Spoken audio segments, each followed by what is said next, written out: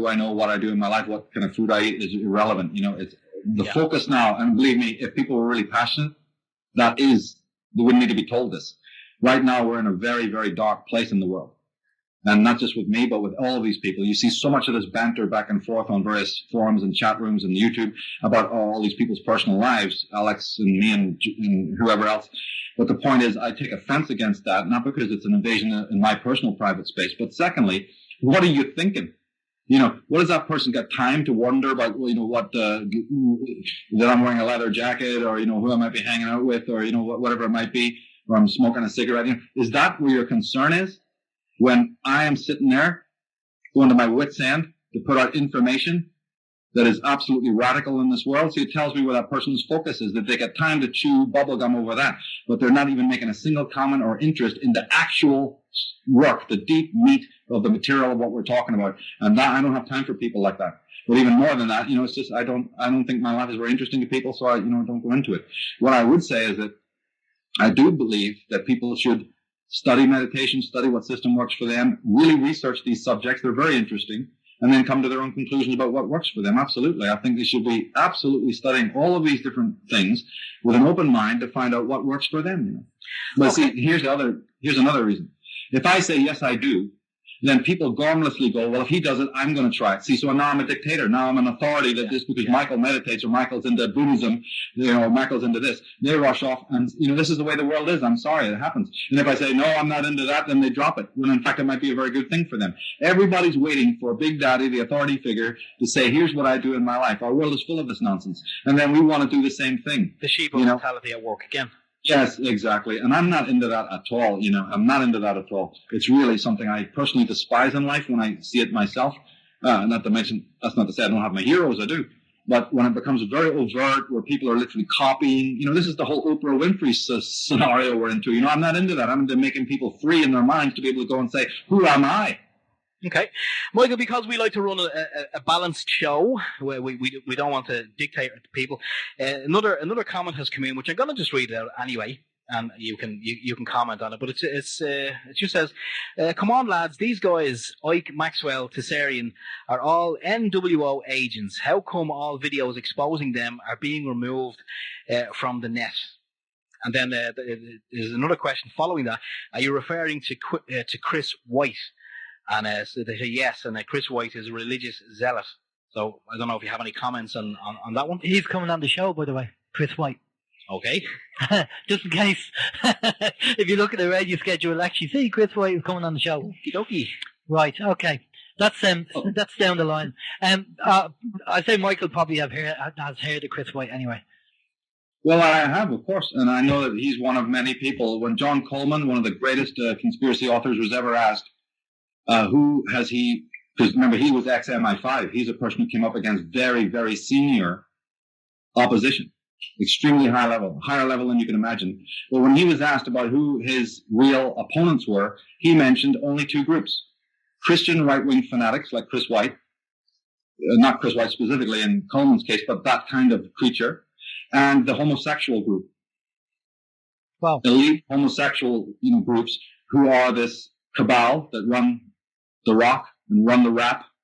And again, if people aren't familiar with all of this, of how powerful the homosexual networks are in the world, along with this extreme right-wing Christian fundamental group, these people are the ones who will attack and fight us. So they're either used by the Illuminati themselves or other more sinister groups to come after and try to debunk and try to, misconstrue, mostly importantly. And then I'm not against it because I say, look, everyone should have the freedom to say what they want. So it's where I draw the line is that they, of course, always try to get into your personal life and make personal, comments and stabs in the dark. And if they can't throw stones, they'll throw sand in your eyes.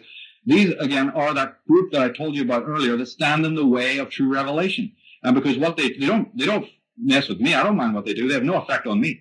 But what they do have an effect on is those good people who might be trying to come to my work or trying to understand what is going on, and then they get all lost in this confusion, you see. So it doesn't affect me directly, but it affects good people. It makes their job a lot harder. But again, this is what you have to deal with. If I was to compare the rubbish that they think they're doing towards me than what I've had in my personal life, it doesn't even show up. So they might as well waste their time. The opposition I've had from other sources far exceeds what they think they're ever doing to me. And in fact, they actually assist me in many ways. They look like chumps and I look fantastic. The more rubbish they throw at me, the better I look. So keep it coming.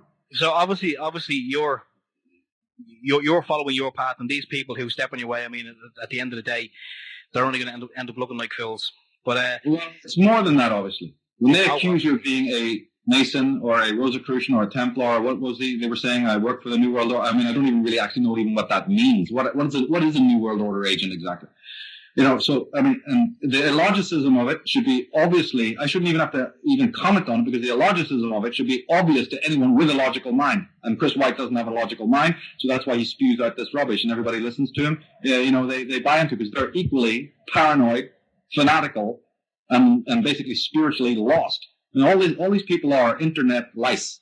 They're internet parasites who have nothing better to do but ride on the coattails of people who are trying to get the truth out to people.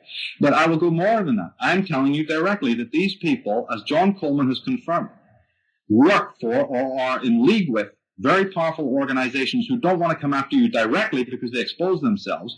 So they send these homosexual groups, powerful homosexual groups, and this Christian fundamental right wing. If you track back to any of the great minds who've spoken on these subjects, you will find that there's exactly the same coterie who try to take them out, or who try to, who try to stir up a lot of controversy. It's the same pattern, the same groups who are used in order to come in and try and misconstrue what you're talking about. It's not that my work is perfect and it doesn't have small errors here and there, but so does any science book.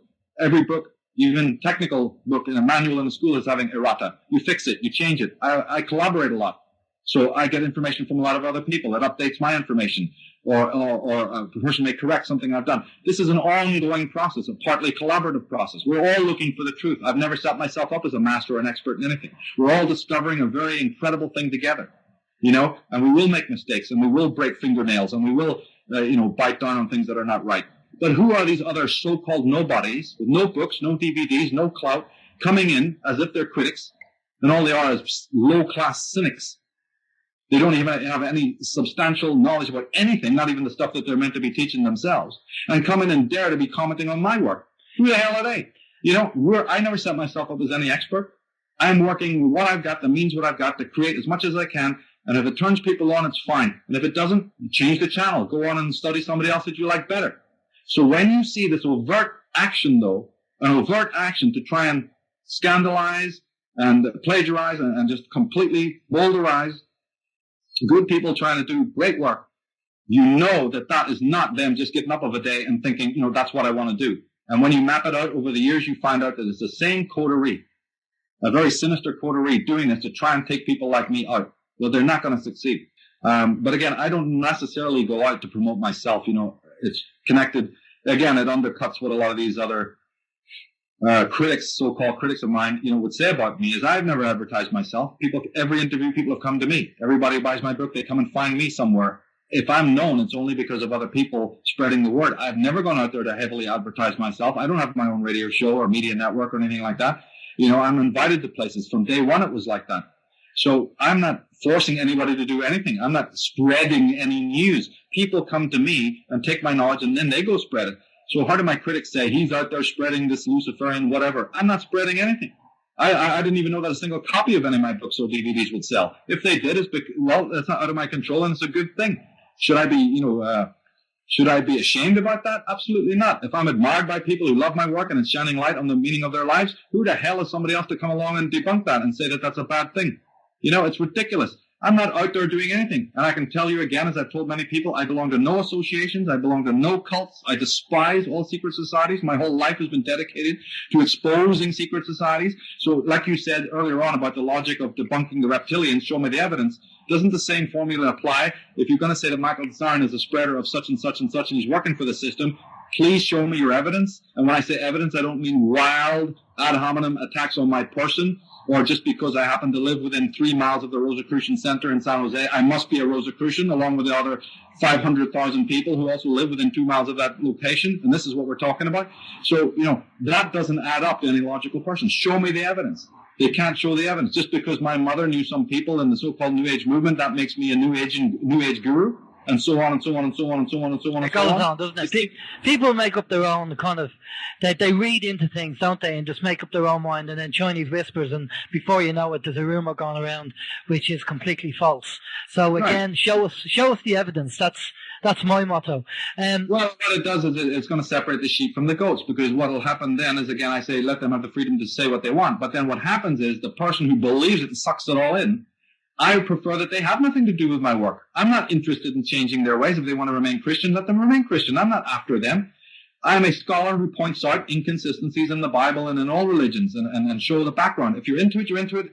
But I'm not against a person believing in Jesus. I'm not in any way telling a person, nor have I ever said, okay, that somebody should not believe in Muhammad or somebody should not personally believe in the Christ. I've never ever said that. But what I have always targeted is the institutions of religion that I believe are part of this, matrix of mind control. That's all I've said. Instead of joining hands and saying, Michael, great work, you're right, and you certainly haven't gotten my personal faith. You're not in the way of my personal faith. In fact, you've even endorsed that on so many times. You've said that you're not interfering with the private beliefs of private people. I've said that from the stage. I've said it on interviews and said it all over the place.